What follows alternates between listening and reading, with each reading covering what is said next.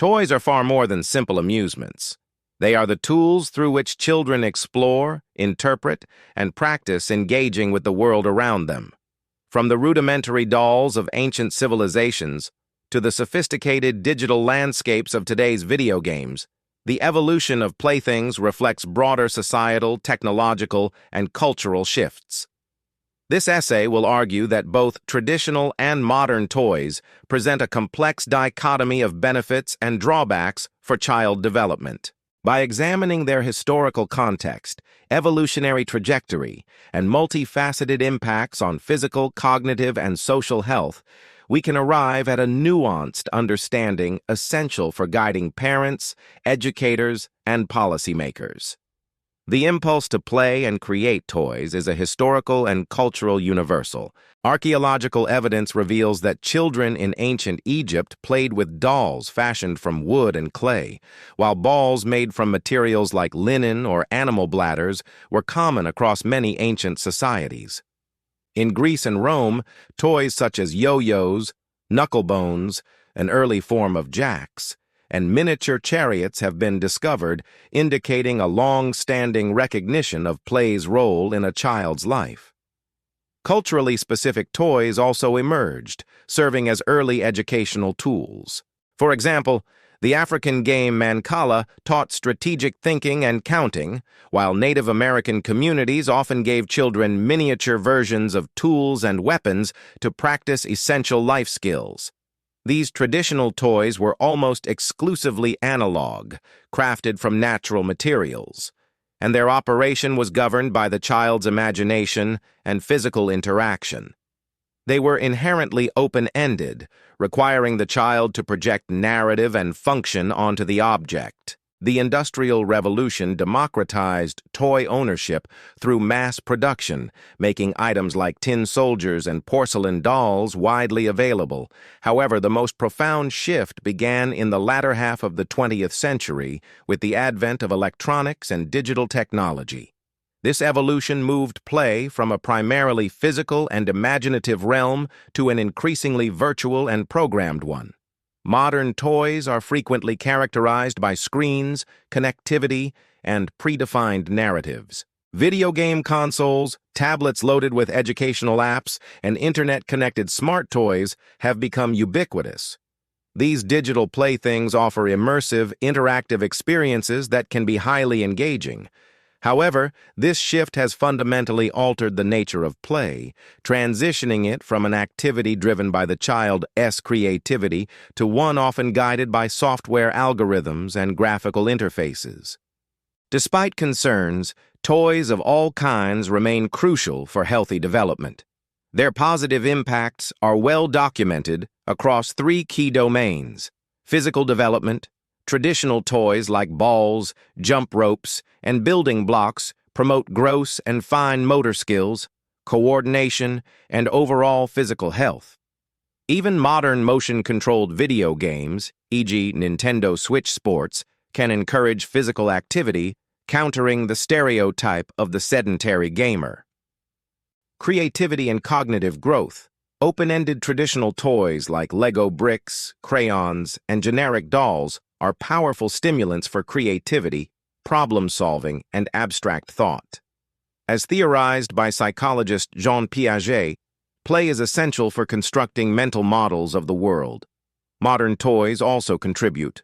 Coding kits like Lego Mindstorms or creative platforms like Minecraft can foster logical reasoning, systems thinking, and digital literacy. Social skills. Multiplayer games, whether a board game like Monopoly or an online game like Fortnite, with proper supervision, provide a platform for learning turn-taking, negotiation, teamwork, and communication. Cooperative play in any form is a foundational practice for social development. Conversely, toys can also pose significant risks to children's well-being, with modern toys presenting novel challenges. Addiction and reduced physical activity. The American Academy of Pediatrics, AAP, has repeatedly highlighted concerns about excessive screen time, which is linked to sedentary behavior, obesity, and sleep disruption. The design of many digital games and apps, often built on variable reward schedules, can be particularly addictive for developing brains, pulling children away from physical and unstructured play. Social isolation and reduced empathy. While online games can be social, they can also substitute virtual interaction for rich, face-to-face communication, potentially hindering the development of empathy and reading nonverbal social cues. Furthermore, solitary play with tablets can reduce opportunities for real-world social engagement. Aggression and commercialization. Studies have shown a correlation between exposure to violent video games and increased aggressive thoughts and behaviors, though the debate over causation continues. Furthermore, many modern toys, from television-themed action figures to in-app purchases, are vehicles for aggressive marketing, commodifying play and limiting imagination to predefined branded narratives. This scripted play contrasts sharply with the open-ended nature of traditional toys. When comparing traditional and modern toys, a clear trade-off emerges. Traditional toys generally excel in promoting open-ended creativity, tactile motor skills, and direct social interaction.